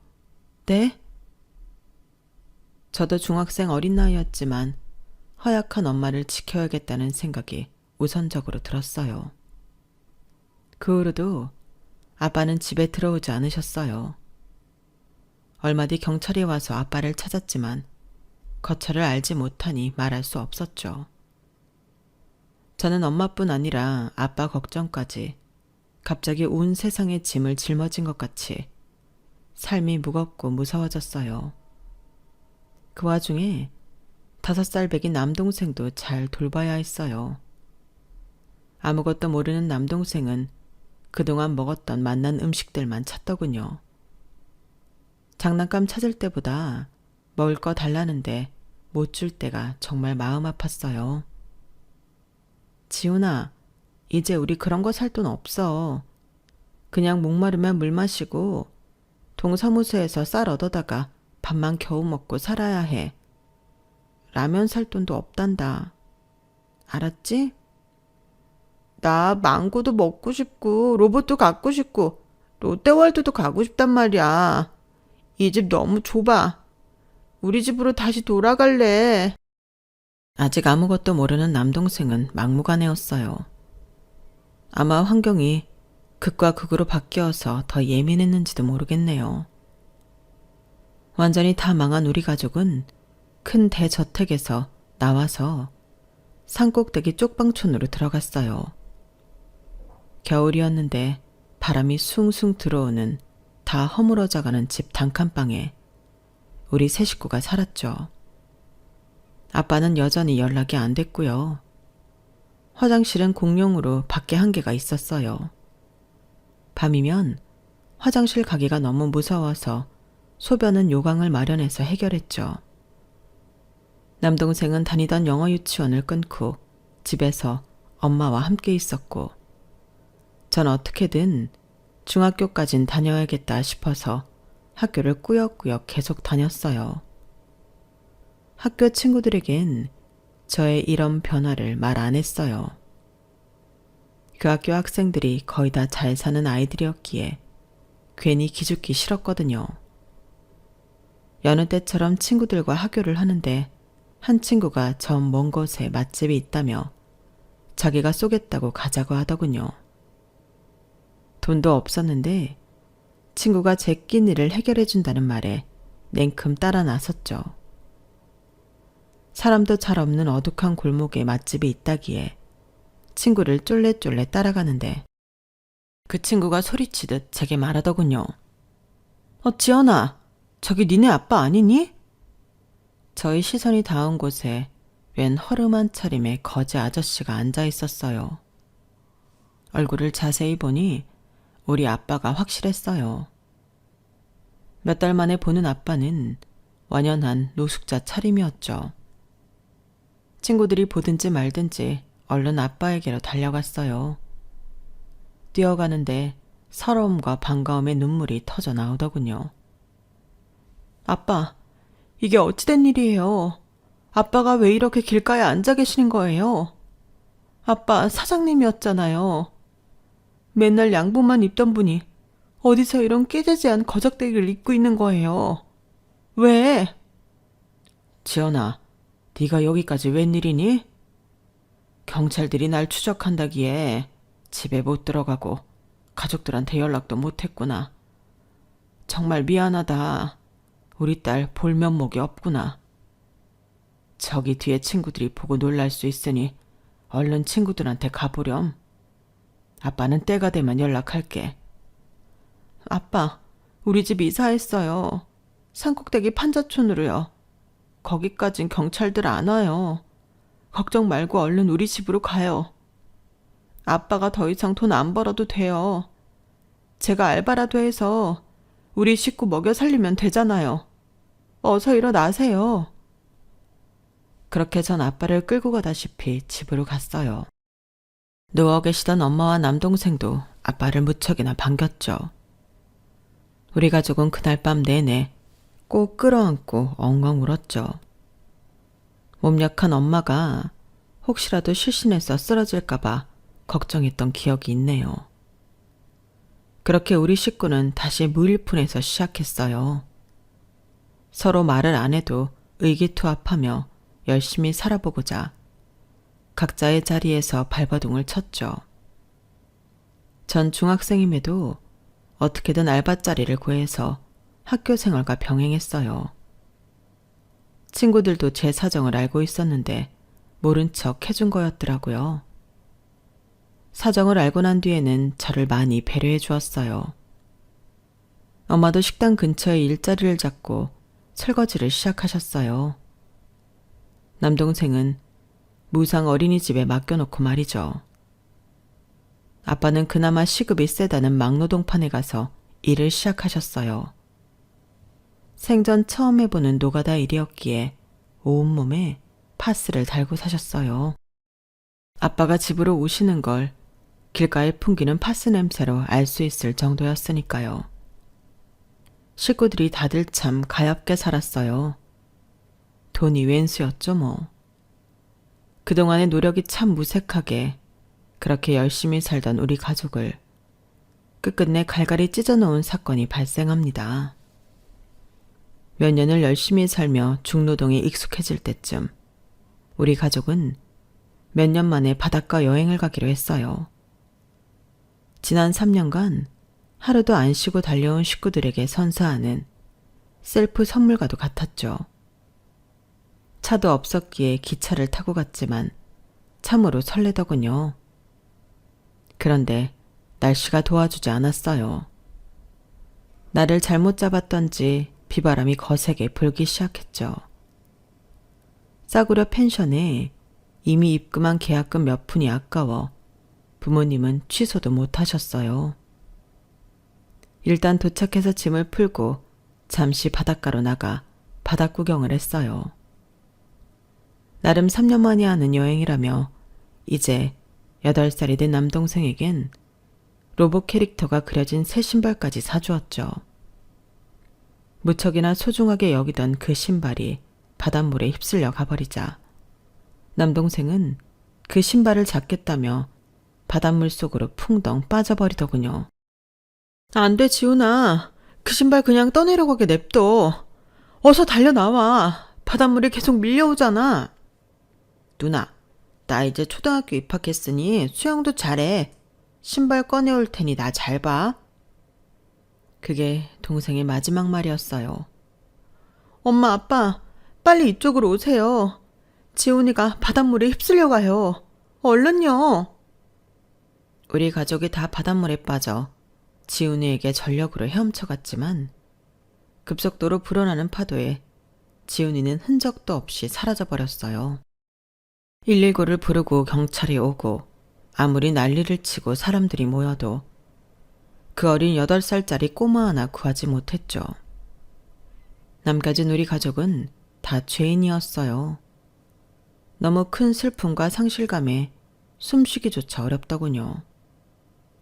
저와 아빠는 장례식장에서 미친 사람 마냥 엉엉 울었지만 심장 약한 우리 엄마는 시퍼레진 얼굴로 좀비처럼 다녔어요. 그러더니 엄마는 늦둥이 막내 장례식을 마친 후 3일 만에 심장마비로 돌아가셨어요. 그렇게 우리 가족의 절반이 일주일 안에 다 저 세상으로 떠나버렸죠. 저도 충격이었지만 아빠도 너무 큰 충격에 방에만 누워 계시며 시름시름 앓더군요. 아빠, 밥이라도 좀 드세요. 이렇게 있다가 아빠까지 죽으면 어떡해요? 그럼 난 누구랑 살으라고. 제발 기운 좀 차리세요. 아빠에게 사정하고 또 사정했죠. 며칠 후 아빠는 단호하게 결심이라도 한 듯 제게 하얀 봉투를 내미시며 말씀하셨어요. 지연아, 안 되겠다. 정말 이기적인 말이지만 아빠도 살고 봐야겠어. 더 이상 속세에 미련이 없다. 속세를 떠나는 방법만이 내가 살 수 있는 유일한 길이야. 아빠는 머리 깎고 산에 들어가고 싶어. 그렇게 할 수 있도록 허락해 주겠니? 자, 여기 네가 고등학교 졸업할 때까지 살 수 있는 약간의 현금이 들어있어. 이 돈 통장에 넣어놓고 아꼈으면 충분히 20살 될 때까진 살 수 있을 거야. 아빠, 그게 무슨 말이에요? 아빠마저 내 곁에 없으면 나 혼자 무서워서 어떻게 살으란 말이에요? 그렇다고 우리가 부녀로서 인연이 영영 끊어지는 건 아니야. 간혹 연락도 하고 산에서 내려오면 만나고 하자꾸나. 도저히 여기선 내가 숨이 안 쉬어지는구나. 아빠가 살 수가 없어서 그래. 이해해다오. 어쩔 수 없었어요. 아빠가 하고자 하는 대로 보내드리는 수밖에. 그 상황에서 제가 할 수 있는 건 없었죠. 완전히 혼자가 되니 오히려 독하게 고등학교도 다니고 공부도 열심히 하고 야무지게 생활했던 것 같아요. 시간을 진짜 빈틈없이 썼어요. 남는 시간이 있으면 가족이 보고 싶어 미쳐버릴 것 같았거든요. 고절로 공무원 시험에 응시할 수 있는 전형을 찾아 대비했어요. 그 결과 고등학교 졸업과 함께 공무원으로 일하며 밥 벌어먹고 살 수 있었죠. 저에겐 최선의 선택이었어요. 이제 드디어 먹고 살 걱정 안 해도 됐으니까요. 공무원이 되고 나서도 열심히 일했어요. 한창 이쁠 20대였지만 연애 따윈 꿈도 꾸지 않고 앞만 보고 달렸죠. 덕분에 조직 내에서도 인정을 받았답니다. 그렇게 한 7년 정도 공무원으로 전력 질주하니 살짝 번아웃이 오기도 하더군요. 나에겐 아주 익숙한 일을 1도 모르는 신입사원들이 들어오면 내 업무도 바빠 죽겠는데 자꾸 물어보니 짜증이 나더라고요. 선배님, 이 건은 어떻게 처리해야 할까요? 말국 씨, 그래도 사회 경험 좀 있다고 들었는데 이 정도 컴퓨터 문제 갖고 저한테 물어보시는 거예요? 지금 제 책상에 쌓여있는 서류 안 보이세요? 저거 오늘 내로 다 제가 처리해야 하는 업무예요. 하루에 12번도 더 물어보시니 제 업무는 뒷전이고 말국 씨 업무만 제가 다 해드리는 것 같네요. 죄송합니다만 이 건은 다른 분께 여쭤보시는 게 좋을 것 같아요. 좀 냉정하게 들리겠지만 이렇게라도 제 업무할 시간을 확보해야 했어요. 나보다 나이는 1살 많은데 중소기업 다니다가 공무원 시험 쳐서 들어온 강말국. 이 남자 신입은 진짜 하루에도 20번, 30번씩 물어보니 정신이 없더라고요. 그래도 탁 쏘아붙이고 나니 좀 미안해서 점심 사주며 슬쩍 떠봤어요. 말국 씨, 아까 물어봤던 건 다른 분께 물어봐서 잘 처리했어요? 아, 저 이런 말씀 좀 그렇지만 실은 선배님께 물어봤던 것 중 이미 아는데 일부러 질문했던 것도 좀 있습니다. 전 황당했어요. 뭐 이런 남자가 다 있나 싶었죠. 네? 그게 무슨 말씀이세요? 아니, 직장 업무가 장난도 아니고 금쪽 같은 업무 시간에 그냥 한번 물어봤다고요? 선배인 내가 아나 모르나 테스트라도 해본 거예요? 아, 그게 아니고요. 제가 28살 먹도록 못소린데 당최 관심 있는 여성에게 어떻게 접근해야 하는지 몰라서요. 이렇게 한마디라도 더 말 붙여보고 싶었습니다. 죄송합니다, 선배님. 관심이요? 나한테 관심이 있다고요? 지금 날 여자로 생각하는 거예요? 그 남자 신입은 귀까지 빨개지더군요. 고백 타이밍이 좀 안 좋았죠. 공무원 시험보다 100배는 더 어려운 것 같아요. 그래도 지금은 속이 시원하네요. 이제 선배님께서 제 마음을 알긴 했으니까 말이죠. 사람 좋은 웃음을 지으며 나머지 국밥을 싹싹 긁어먹는 강말국. 이 남자를 보며 저도 따라 웃게 되더군요. 사실 못소린 건 저도 마찬가지였죠. 27 먹도록 연애 경험이 없었으니까요. 그동안 고백을 몇 번 받긴 했는데 제게 연애는 사치라고 생각해서 거절하고 일만 해왔죠. 하지만 저도 몇 년 뒤에 30살이라고 생각하니 노처녀로 일만 하면 늙어가는 게 뭔가 억울하게 느껴지더군요. 무엇보다 너무너무 외로웠어요. 가족도 없이 원룸에서 혼자 사는 일이 뼈에 사무치게 외로워서 울기도 많이 울었네요. 그러던 와중에 이런 엉뚱한 고백을 받게 되니 오히려 신선하게 다가왔어요. 가슴이 콩닥거리기도 하더군요. 그 후로 직장에서 강말국 이 남자가 조금씩 달리 보이기 시작했어요. 서로 폰번호는 이미 알고 있으니 사적으로 연락을 주고받기도 했죠. 직장에서 볼 때마다 가슴이 폭발할 것 같아서 안 되겠어요. 그냥 사귀어 주시면 안 될까요, 지연 씨? 이젠 뭐 될 대로 되라 이건가요, 말국 씨? 저한테 대놓고 지연 씨라고 부르시네요. 아, 그럼 다시 선배님이라고 부를까요? 아니에요. 저도 남자 사귀어 본 경험이 전무해서 처음 사귀는 걸 어떻게 시작해야 하는지 서툴러서 삐걱대는 거예요. 근데 뭐 얼마나 어렵겠어요. 까짓거 사귀어 보죠 뭐. 그렇게 우린 서로의 첫사랑이 되었어요. 워낙 진중하고 착한 남자여서 사귀고 난 후로는 제가 남친에게 더 푹 빠졌던 것 같아요. 암묵적으로 우리 둘은 서로에게 첫사랑이자 마지막 사랑이 되기 위해 결혼까지 염두에 두고 만났죠. 당연히 가족 얘기까지 서스럼 없이 다 꺼냈어요. 진짜 하나도 빼놓지 않고 다 말이죠. 특히 제가 살아온 얘기를 들은 그는 절 너무 불쌍히 여기며 펑펑 울더군요. 지연아, 아니 요즘 세상에 이렇게 기구한 팔자의 아가씨가 다 있단 말이야? 그래도 야무지고 단단하게 살아줘서 정말 고마워. 나처럼 암약한 사람은 아마 삐뚤어져 나갔을 거야. 배경을 알고 나니 지연이가 180도 달라 보인다. 진짜 대단해.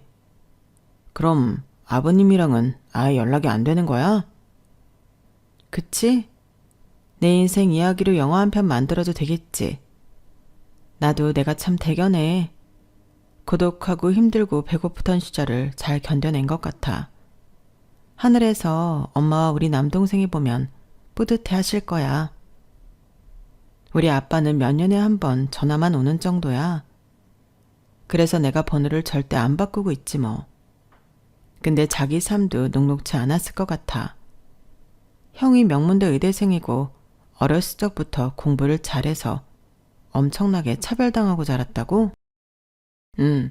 차별이라기보다 부모님이 그냥 나한테 관심이 별로 없으셔. 형하고는 사이가 아주 나쁜 편은 아닌데 부모님하고는 오히려 대면대면한 사이지. 근데 성인이 되니 편해. 간섭도 안 하시니까. 아마 자기랑 결혼한다고 해도 크게 관심 안 가지실 거야. 둘이 알아서 잘 살라고 하실 듯. 의대생 형이 결혼한다고 하면 꼼꼼히 다 따지시겠지만 말야. 어려서부터 공부 잘하는 형과 다르게 차별받고 자란 남친이 불쌍했어요.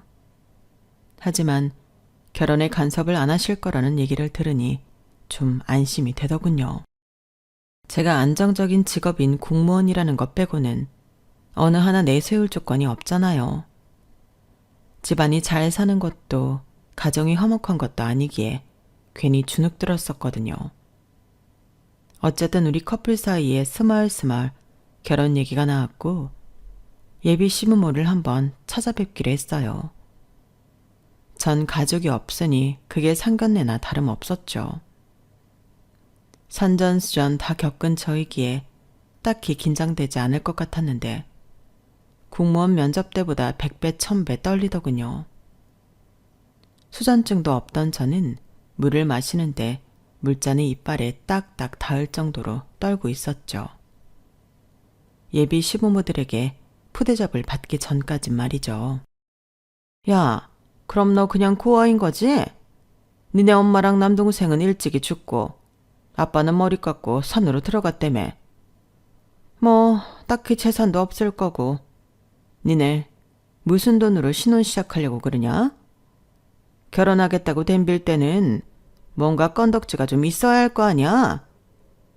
보아하니 쌍판떼기로 남자 꽤나 후리고 다녔을 것 같은데 혹시 내 아들한테 임신 공격이라도 한 거냐? 지금 애 뱉냐고. 예비 시모의 쌍스러운 첫마디에 머리를 망치로 맞은 것 마냥 띵 하더군요. 근데 하도 별일을 다 겪어봐서 그런지 오히려 이런 상황에 오니 뭔가 맷집이 생기는 느낌이었어요. 떨리던 손이 차분해지고 눈 똑바로 뜨고 제 할 말 하게 되더군요. 어머님, 초면에 지금 저한테 뭐라고 하신 거예요? 그게 예비 며느리한테 할 소린가요? 제가 원래 예의 없는 사람이 아닌데 저도 긴장이 확 풀어지네요. 고아요? 남자를 흐리고 다녀요? 무슨 말씀을 그렇게 하시나요? 정말 기분 안 좋네요. 야, 아들아. 여자 하나 제대로 데리고 왔구나. 어차피 네가 데리고 살 여자애니까 뭐 상관은 안 한다만 성깔 죽이는데? 어른한테 감히 고개 빳빳이 쳐들고 따지고 들어? 야, 됐고 이 종이 받아라. 거기에 네가 시집 올 때 해와야 할 혼수 목록 아주 상세히 다 적어놨다.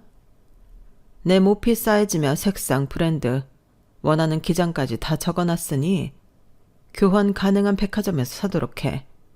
혹시라도 마음에 안 들면 내가 가서 직접 바꿀 거니까. 싸구려 인터넷에서 사지 말고 백화점 가서 정품으로 사란 말이다. 알아먹었냐? 가전들도 독일제로 사도록 해. 튼튼하고 고급지고 좋더라 아주. 옆에서 진땀 흘리고 있던 남친이 드디어 중재에 나서더군요. 엄마, 저희 결혼하는데 한 푼 안 보태주신다면서요. 근데 웬 혼수 목록이 이렇게 길어요. 이거 살려면 1억도 넘게 들겠어요. 지연이와 저 그동안 벌어놓은 돈 반반씩 보태서 소박하게 시작할 거예요. 1.5룸 반전세 신혼집으로 잡아놨어요. 가전 다 들어갈 공간도 없다고요. 우리 집도 뭐 보잘것없는데 뭘 이런 걸 요구하세요? 야, 둘째야. 우리 집이 왜 보잘것없는 집안이냐? 네 형이 무려 서울대 의대 다니고 있는 집안이란 말이다. 서울대 의대 아무나 가냐? 이건 대통령보다 더 잘난 거야. 그렇게 좋아하시는 의사형 결혼할 때 이 혼수 다 받으시면 되겠네요. 목록 다시 가져가세요.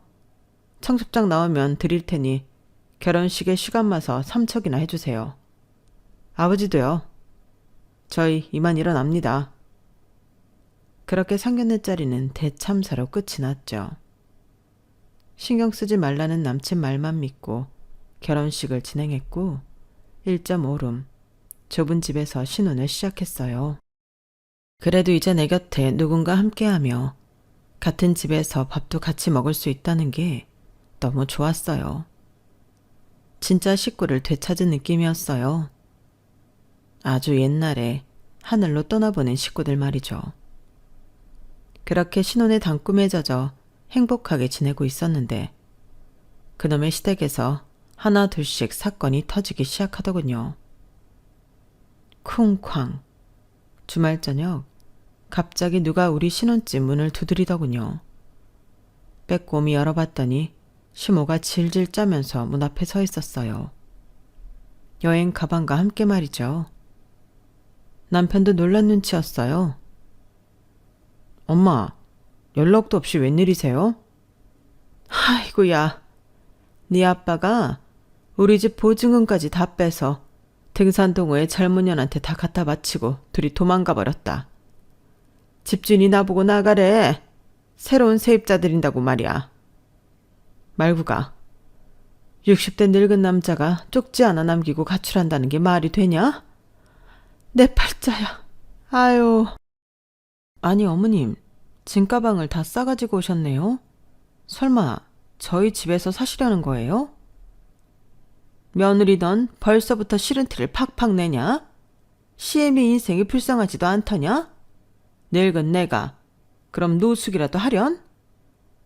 엄마, 여기 1.5룸이라 방 한 칸이잖아요. 저희 신혼집보단 혼자 투룸에 살고 있는 형네 오피스텔이 낫지 않을까요? 똑똑한 의사들 앞길 막을 일 있냐? 비뇨기가 일이 힘들 텐데 잠이라도 편하게 자야지. 이 애미 때문에 제대로 쉬지도 못하면 큰일이지. 참으로 어이없죠.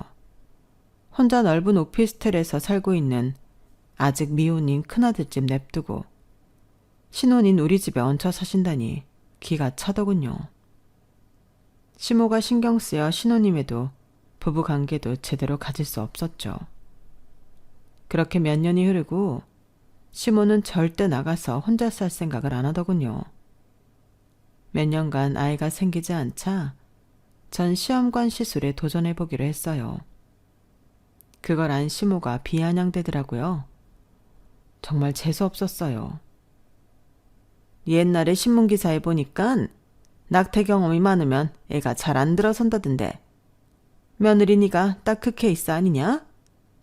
결혼한 지 몇 년이 지났는데 임신이 안 되는 게 다 니 탓 아니냐고. 낙태라뇨, 어머님. 저 남편 전에 한 번도 남자 사귀어 본 경험이 없는 사람이에요. 제발 머릿속 필터로 한번 거르고 말씀하세요. 아무 말이나 짓거리지 마시고요. 저도 지친다고요. 그날도 여느 때와 같이 시모와 대판 싸우고는 남편에게 제안했어요. 나 더 이상 어머님하고 이 좁은 집에서 못 살겠어. 어머님께서 나갈 생각을 안 하시니 우리가 나가자. 자기 돈 얼마 모았어 그동안? 남편은 당황해서 식은땀까지 흘리더군요. 저 미안해 지연아. 어디서부터 말해야 할지 모르겠네. 얼마 전에 형이 페이닥터 더 이상 못 해먹겠다며 개업한다고 모아놓은 돈 좀 빌려달라고 해서 싹 다 빌려줘 버렸어. 금방 갚는다길래. 뭐? 큰 돈을 빌려주는데 아내인 나랑 상의 한마디 없었단 말이야? 자기까지 왜 이래 진짜. 이 집안 식구들 다 날 말려 죽일 셈이야? 너무 화가 나서 울음이 터져버렸네요. 착하기만 한 남편도 바보같이 느껴졌고요. 형한테 그 돈 도로 다 달라고 해. 아니면 나 당신이랑 이혼할 거야. 나 혼자 원룸이라도 얻어서 나갈 거라고. 알았어. 진정해 지연아. 내가 형한테 말 잘해서 돌려받을게. 상의 없이 일 버린 거 사과할게. 이혼 얘기 같은 건 다신 꺼내지 말아줘. 나 무서워. 비뇨기과 의사가 된 아주버니에게서 싸우듯이 그 돈을 다시 돌려받은 모양이었어요. 그런데 이번엔 그 사실을 안 시모가 난리를 치더군요. 야 며느리, 너 나와봐. 네가 뭔데 우리 큰아들 돈을 뺏어? 네가 남편 종용해서 돈 뺏게 했지? 이 구미호 같은 년, 나쁜 년, 고얀 년. 네 애미랑 남동생이 애진작에 죽었다는 거 듣고는 무서운 년이다 싶었어. 네가 기운이 살기가 있어서 네 주변 사람들이 그렇게 다 죽어나간 거야. 재수없는 년 같으냐고? 어머님, 지금 뭐라고 씨부리는 거예요? 진짜 살기가 어떤 건지 한번 보여드려요? 전 너무 열받아서 우리 집 집기며 부엌 살림들을 다 때려 부셔버렸어요. 그리고는 제 짐을 대충 싸갖고 집을 나왔죠. 남편이 호들갑스럽게 따라 나오더군요. 지연아, 진짜 미안해. 우리 엄마가 큰형 관련돼서는 엄청 예민해서 그래. 미안할 거 없어. 나 더 이상은 이렇게 못 살아. 선택해. 저 집에서 당신 엄마랑 살 건지 나랑 원룸 가서 살 건지. 남편은 본인 짐도 챙겨 나오겠다고 잠깐만 기다리라고 하더군요. 그렇게 원룸에서 제2의 신혼생활이 시작되었죠. 하지만 임신은 번번이 실패했어요. 그렇게 몇 년이 또 흐르고 의사인 아주버니가 같은 의사인 여자를 만나 이미 임신까지 해서 결혼을 한다더군요. 나보다 빨리 임신했다니 약간은 질투심도 생겼어요. 아주버니보다 10살 이상 연하였던 형님은 당연히 저보다 나이가 어렸어요. 그런데 처음부터 대뜸 반말을 해대며 말을 놓더라고요. 본인이 여의사라는 사실과 제가 고졸이라는 것을 묘하게 들먹이며 사람 기분 나쁘게 하기 일쑤였죠. 동서, 나보다 나이 많지만 내가 손이 형님이니 말 편하게 할게. 나 의사라서 에브리데이가 바쁜 사람이니까 앞으로 집안 제사 같은 건 동서가 일임해서 지내도록 해. 이 집안에 모시는 조상이 많아서 제사도 많이 지낸다며? 게다가 난 임신까지 하신 귀한 몸이잖아. 아참, 동서는 7년째 애가 안 들어서고 있다며? 어머, 어쩜 그렇지? 동서 관상 보아하니 복이 좀 없어 보이긴 한다. 이 집안 사람들은 내 남편 빼고 막말하는 게 국룰인가? 복이 없다니. 아직 결혼식도 안 올린 예비 며느리가 예비 동서한테 그렇게 아무 말이나 해댑니까? 의사면 다 해요? 배운 사람이면 배운 사람답게 행동하세요. 저도 질 순 없었어요. 싸가지 없는 사람에겐 싸가지 없게 나가야 하는 게 인지상정이죠. 시모는 본인이 원하는 며느리상에 못 미치지만 그토록 좋아하는 큰아들이 데려온 며느리감이기에 눈에 띄게 좋아하는 게 느껴졌어요. 절 대할 때와는 180도 다르게 말이죠. 아주버니 부부는 호화로운 최고급 호텔 결혼식을 올리고 청담동 아파트에서 월세 1,000만 원짜리에서 신혼을 시작하더군요. 안 부럽다면 거짓말이지만 둘 다 의사이고 돈벌이가 좋으니 그러려니 했죠. 시모는 소중히 여기는 의사아들이 속도 위반으로 결혼하고 애까지 낳자 그쪽에 신경 쓰느라 절 괴롭히는 걸 까먹은 듯 했어요. 덕분에 마음이 편해서 그랬는지 시험관에 드디어 성공해 저도 임신을 하게 되었어요. 여보, 드디어 2줄이야. 우리 지난 7년간 한 번도 2줄 못 봤잖아. 이게 꿈이야, 생시야? 여기 와서 임신 테스트기 좀 봐봐. 남편도 기뻐서 미친 듯이 날뛰더군요. 정말? 지연아, 너무 고마워. 드디어 우리 아기를 갖게 된 거야? 하늘이시여, 감사합니다. 제 임신 소식을 듣고는 많은 사람들이 축하해 주었어요. 그 중에는 저와 친자매처럼 지내던 친구 가연이도 있었죠. 지연아, 정말 축하해. 이렇게 오랜만에 얼굴 보며 기쁜 소식 함께 할 수 있어서 너무 좋다. 내 남편이 산부인과 의사인데 그동안 지방에서 근무하느라 별로 도움도 못 되고 미안했어. 이제 나도 서울로 완전히 이사 왔으니 자주 보자.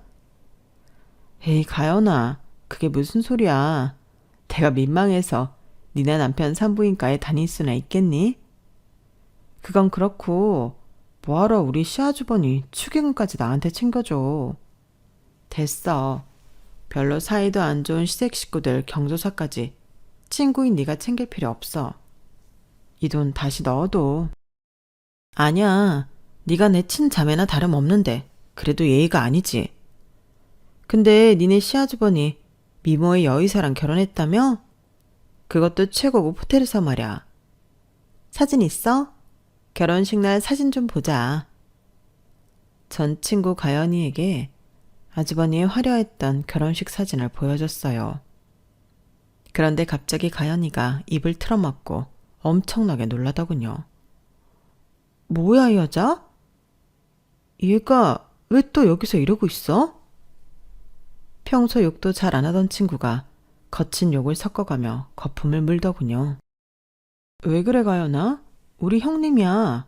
얼굴은 예쁘지 뭐. 혹시 너 아는 사람이야? 이 여자가 자기가 의사라고 해? 내 남편 지방에서 산부인과 할 때 이 여자가 간호조무사로 카운터 보고 있었는데 반반한 얼굴로 산부인과에 같이 온 산모 남편들 꼬셔서 바람 피우고 돈 뜯어내고 한 게 한두 번이 아니었어. 나중에 밝혀진 것만 7건이더라고. 당연히 남편 병원에서 바로 해고했고 경찰서에도 들락날락하는 것 같은데? 여튼 이 여자라는 사람도 아니야. 꼬리 9 달린 구미호 사기꾼이라고. 뭐? 의사도 아니라고? 속도 위반으로 시집와서 지금 아이 낳고 전업주부로 있긴 해. 의사 면허를 왜 썼기나 했더니 애초에 의사도 아니었구나. 그런 주제 날 그리도 무시하고 모욕 주고 난리도 아니었다니. 전 너무 충격이었어요. 감옥에나 갈 법한 사기꾼이 내 형님으로 들어와서는 나이도 나보다 어린 게 온갖 갑질을 해대다니. 대체 이 사실을 언제 어떻게 시댁 식구들에게 말해야 할지 갈피도 못 잡겠더군요. 일단 이번 주말 시댁 제사에 가서 타이밍을 살피기로 마음먹고는 남편에게도 얘기하지 않았어요. 일단 어렵게 한 임신이기에 최대한 안정을 취하고 좋은 생각만 하고 싶었어요. 가끔씩 혈흔이 비쳐서 혹시라도 유산될까봐 엄청 조바심 내고 있었거든요. 시댁 제사 당일, 우리 첫 번째 신혼집이었고 현재 시모 혼자 살고 있는 1.5룸으로 일단 여자들만 모였죠. 새벽부터 장보고 음식을 준비해야 했으니까요. 내가 분명히 7년 만에 임신이 돼서 최대한 조심해야 한다고 말했음에도 불구하고 시모와 형님은 아랑곳 않고 저한테만 일 시키기 바빴어요. 여자가 셋인데 왜 저만 일하는 거죠? 야, 난 늙어서 무릎이 아파 일 못하고 네 형님은 아기 돌보느라 정신없는 거 안 보이냐? 여기서 멀쩡한 사람 너뿐인데 네가 일해야지 누가 하냐? 안 되겠다 싶더군요. 이따 저녁에 일 마치고 남편과 시아주버니가 합류하면 그때 터뜨리려고 마음먹었죠. 저녁 시간이 되어 제사상 차리기가 거의 마무리되었는데 그날 너무 무리했는지 하혈을 하기 시작했어요. 옅은색 바지를 입었는데 빨갛게 물들 정도였죠. 너무 무서웠어요. 남편을 불렀죠. 여보, 얼른 119 불러. 병원 응급실로 가봐야겠어. 이렇게 하혈을 많이 한 적은 없었는데 우리 애기 잘못되는 거 아니야? 지연아, 119 바로 불렀으니 구급차 곧 올 거야. 일단 누워있자. 지갑이랑 핸드폰만 챙겨서 응급실로 같이 가자. 옆에서 상황을 지켜보던 형님이 눈을 셀쭉이며 할마디 하더군요. 아, 동서. 여기 여자들 중에 누구 하나 임신 안 해본 사람 있어? 유난 떨지 말고 얼른 와서 제사상이나 마저 차려. 어딜 도망가려고 해? 거기서 제가 꼭지가 돌아버렸어요. 하혈이고 뭐고 형님 부부 있는 데서 크게 다 불어버렸죠. 제가 알고 있는 사실들을요. 야, 너 의사 아니라며. 지방에 있는 산부인과에서 산모 남편들 꼬셔다가 모텔이나 쳐다니고 돈 빼돌리고 하다가 경찰서도 들락날락거린 걸로 알고 있는데 아주버니, 전과 여부는 확인하시고 혼인신고하신 거예요? 이 여자 보통 사기꾼이 아닙니다. 오늘 가서 체크 한번 해보시죠. 아주버니도 충격을 받은 눈치더군요. 자기야, 자기 의사 아니야? 산부인과 의사 아니었어? 간호조무사 출신이야? 나한테 거짓말한 거야? 자기 전과도 있어? 내가 내일 당장 조회해봐야겠네. 이게 다 사실이야? 의사 면허 좀 보여줘봐 어디. 여보, 나 실은 그냥 조무사야. 근데 우리가 사랑하고 아기까지 낳았는데 그게 뭐가 중요해. 날 있는 그대로 사랑해서 아기 낳은 거 아니야? 내가 여의사라고 하니까 좋았던 거야? 야, 이 미친년아. 그런 기본적인 걸 다 속여먹었단 말이야? 사기꾼이 따로 없네. 저 아기, 내 맞아? 어쩐지 날 닮은 구석이 하나도 없다 했더니 날 밝으면 유전자 검사도 해봐야겠어. 엄마, 나 일단 호텔에 가서 머리 좀 식힐게요. 이 사기꾼 여편네야. 일단 넌 집에 가 있어. 내일 다시 얘기하자고. 시모도 놀라기 마찬가지였죠. 아니 이게 웬 청청병역 같은 얘기냐? 첫째 며느리 너, 내 귀한 의사 아들 농락한 거냐? 만일 저 아기가 땀남자 아기인 걸로 밝혀지면 너 죽고 나 죽는 거다. 아사리판이 나고 있던 그때 119가 시댁으로 도착했고 저와 남편은 유유히 구급차를 타고 응급실로 도착했어요. 전 며칠간 입원하며 안정을 취한 뒤 뱃속 아기를 지킬 수 있었죠. 그때 구급차 안에서 남편이 제게 했던 약속이 있어요. 지연아, 그동안 시집살이 하느라 고생 많았어. 나 결심했어. 이제 우리 집 사람들과 인연을 완전히 끊도록 하자. 우리 아기 교육상도 안 좋을 것 같아. 그렇게 결정해줘서 고마워. 나도 당신이랑 우리 아기와 예쁜 가정 꾸려서 여기에만 집중하고 싶어. 더 이상 시댁 스트레스 받고 싶지 않아. 그날부로 시댁과는 완전히 연락을 끊어버렸어요. 그런데 형님네 부부의 비하인드 스토리가 궁금하긴 하더군요. 남편으로부터 전해 들어보니 역시나 그 아기는 아주버니의 아이가 아니었고 그 여자는 사기 전과 무려 사범의 범죄자였다고 하네요. 그 후로 시모는 진정한 며느리는 너뿐이라며 저한테 연락을 취하곤 했지만 바로 차단해버렸죠. 더 이상 그 집안 사람들과 엮이고 싶지 않았거든요. 지독했던 7년간의 시댁 스트레스가 드디어 끝이 나고 전 평화롭게 아기를 출산하고 지금 산후조리원에서 글을 쓰고 있네요. 참, 여러분께 시댁이란 어떤 존재인지 궁금합니다. 저한테만 지옥이었는지 마치 천사 같은 시모와 형님은 이 세상에 존재할 수 있는 건지도요. 여자의 적은 여자라는 말이 있잖아요. 적어도 저한텐 그런 적이 많았던 것 같아요. 특히 시댁 여자들 말이죠. 아무튼 이젠 다 끝났으니 과거는 잊고 우리 아기와 함께 예쁜 가정 꾸리며 행복하게 살렵니다. 저의 긴 이야기를 끝까지 들어주셔서 감사합니다. 여러분의 가정에도 항상 행복이 가득하길 바랍니다. 여러분, 사연 댓글에 응원과 현명한 조언 부탁드려요. 좋아요와 구독은 저에게 큰 힘이 됩니다. 오늘도 좋은 일 가득하세요.